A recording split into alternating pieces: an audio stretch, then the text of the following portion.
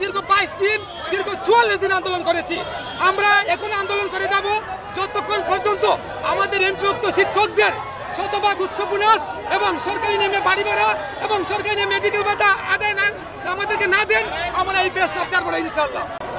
দর্শক, এই মুহূর্তে দেখছেন সচিবালয়ের অভিমুখে জাতীয় যেসব শিক্ষক এবং মাদ্রাসার শিক্ষক রয়েছে তারা কিন্তু সচিবালয়ের উদ্দেশ্যে বিক্ষোভ মিছিল নিয়ে যাচ্ছে। তাদের যে মূল দাবি তারা বলছেন তাদের যে বেতন ভাতা এবং চিকিৎসা ভাতা বৃদ্ধির দাবিতেই তারা মতো জাতীয় সচিবালয় অভিমুখে তারা কিন্তু বিক্ষোভ মিছিল নিয়ে যাচ্ছে। আমরা এই মুহূর্তে দেখছি সচিবালয়ের সামনে কিন্তু পর্যাপ্ত পরিমাণ পুলিশ মোতায়েন করা হয়েছে এবং এই মুহূর্তে আমরা দেখছি জাতীয়করণ যেসব সরকারি যেসব শিক্ষক রয়েছে তারা কিন্তু তাদের বেতন বৃদ্ধির দাবিতে সচিবালয়ের সামনে তারা অবস্থান নিচ্ছে। সে দৃশ্য আপনাদের দেখার চেষ্টা করছি।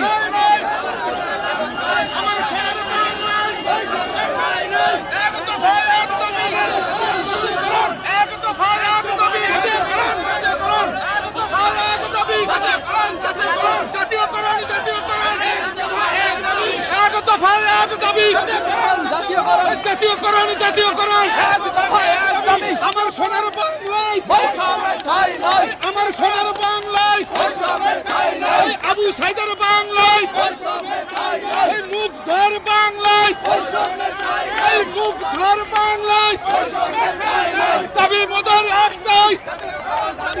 আমাদের দাবি আমাদের বাংলাদেশের এমপিভুক্ত শিক্ষা জাতীয়করণ পদ্ধতি লাগাতার কর্মসূচি চলমান। আজকে 7ম দিন।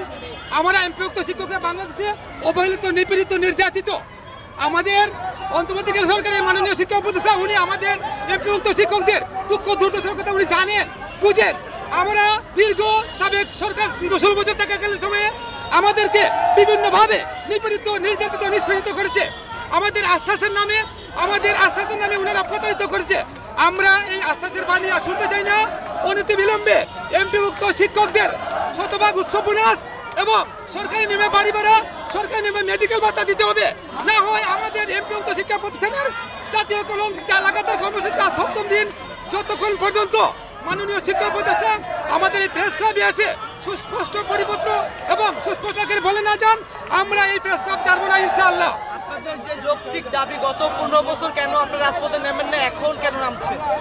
আমরা আমাদের সাংবাদিক ভাইকে আমি বলতে চাইছি যে আমরা দীর্ঘ 2017 সাল থেকে রাজপথে দীর্ঘ 22 দিন দীর্ঘ 44 দিন আন্দোলন করে আসছি এই দাবিগুলো মেনে নেওয়ার জন্য। কিন্তু সাবেক সরকার বারবার আমাদেরকে আশ্বাস দিয়ে আমাদেরকে বিভিন্ন সিস্টেমে আমাদেরকে সেখানে সরিয়ে দিয়ে আশ্বাসের নামে আমাদেরকে প্রতারিত করেছে। আমরা গত সরকার থাকাকালীন সময়ে